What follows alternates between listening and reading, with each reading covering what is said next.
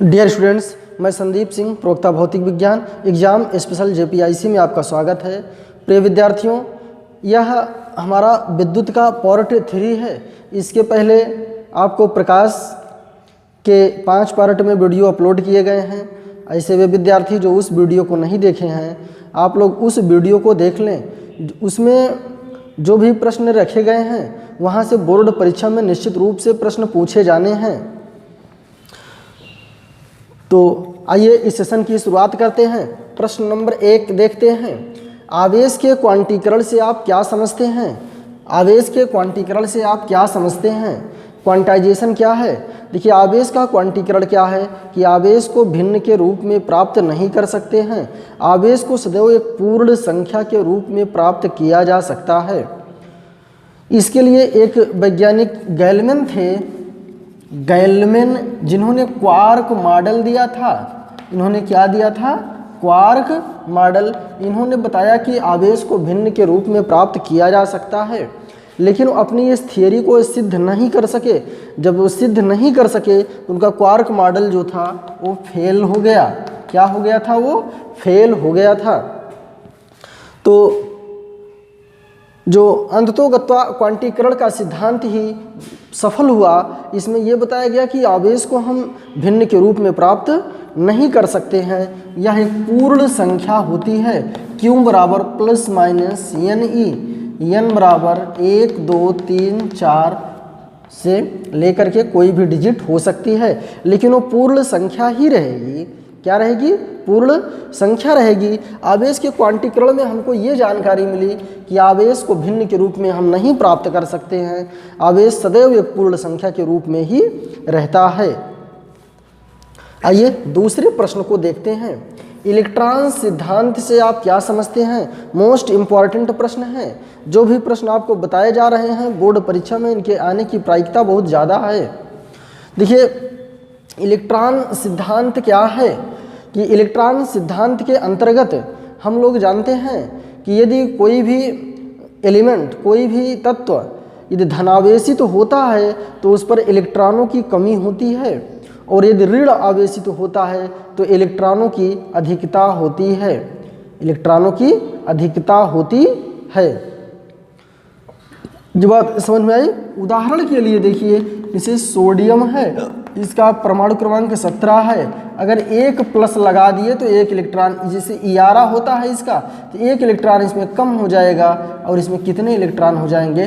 10 electron हो जाएंगे। Chlorine का हम लोग जानते हैं परमाणु क्रमांक कितना होता है? 17 होता है। क्लोरीन का परमाणु क्रमांक कितना होता है? 17। जब क्लोरीन को माइनस लगा देंगे तो 17 प्लस 1 हो जाएगा, अर्थात कितने हो जाएंगे? 18 इलेक्ट्रॉन हो जाएंगे। ठीक, तो इस प्रकार से हम लोग देखते हैं कि जो भी इलेक्ट्रॉन सिद्धांत के द्वारा यदि किसी भी तत्व के ऊपर धन आवेशित है तो उसमें जितना धन आवेश लगा रहेगा उतने इलेक्ट्रॉन की कमी आएगी।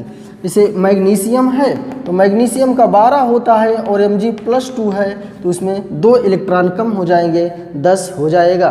कितना हो जाएगा?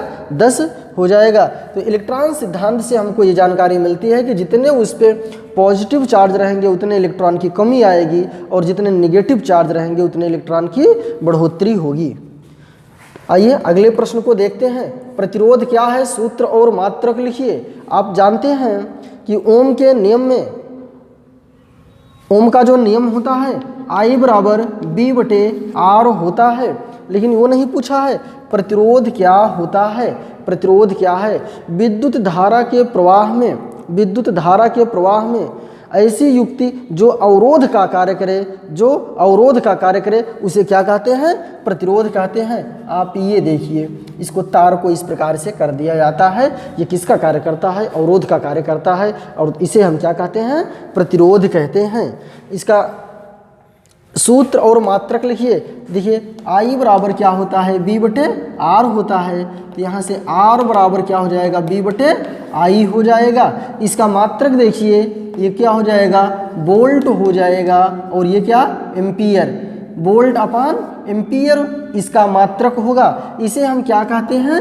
इसे ओम कहते हैं। 1 ओम बराबर 1 वोल्ट अपॉन एम्पियर।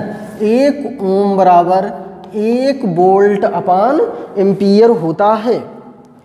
तो ये आपने सूत्र देख लिया, मात्रक देख लिया, मतलब 1 ओम में कितना होता है, 1 वोल्ट बटे एम्पियर होता है। अगला प्रश्न देखते हैं, विद्युत धारा क्या है, सूत्र सहित लिखिए।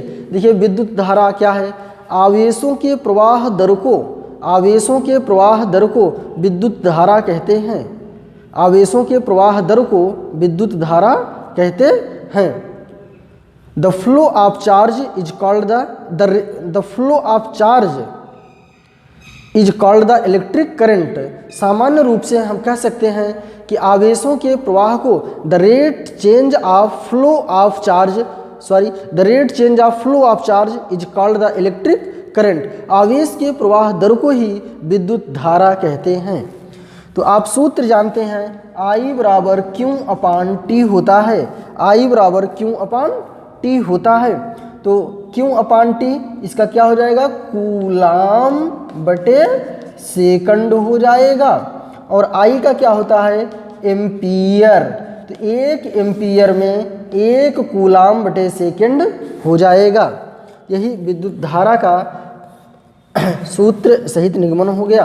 ओम का नियम कहाँ लागू होता है, जिस प्रतिरोध पर ताप नियतांक हो, ताप क्या हो, नियतांक हो। यदि ताप नियतांक रहेगा तो वहाँ ओम का नियम लगता है, और यदि ताप नियतांक नहीं है तो वहाँ पर ओम का नियम नहीं लगता है। और जहाँ पर ओम का नियम नहीं लगता है उसे अनओमीय परिपथ कहते हैं। जैसे विद्युत वाल्व, ट्रायोड वाल्व, विद्युत बल्ब और ट्रायोड वाल्व। जहाँ पर ओम का नियम लगता है वो ओमीय परिपथ कहलाता है, और जहाँ पर नहीं लगता है उसे अनओमीय परिपथ कहते हैं। उसे क्या कहते हैं, अनओमीय परिपथ कहते हैं।